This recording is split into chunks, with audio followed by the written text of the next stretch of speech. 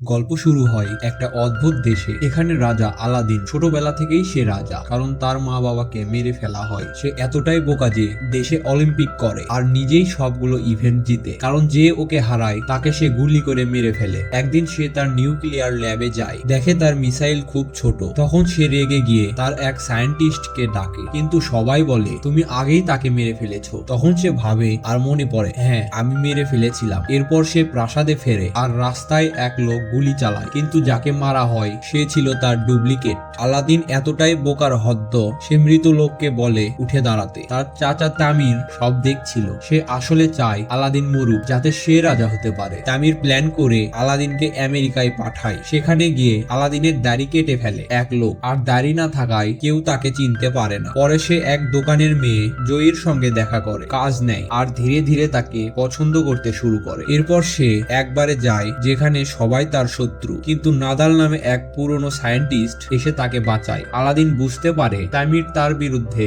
ষড়যন্ত্র করছে। Nadal plan করে কিভাবে হোটেলে ঢুকে আসল আলাদিনকে ফিরিয়ে আনা যায়। আলাদিন রাজি হয়। অবশেষে সে স্টেজে উঠে সবার সামনে কথা বলার সময় ঘোষণা করে যে ওয়াদিয়ায় এখন থেকে গণতন্ত্র চালু হবে। ঠিক তখনই তামির গুলি চালায়, কিন্তু গুলি তার ডুপ্লিকেটকে লাগে। আলাদিন জয়ীকে বিয়ে করে আর ওয়াদিয়ায় নতুন করে গণতন্ত্র শুরু হয়।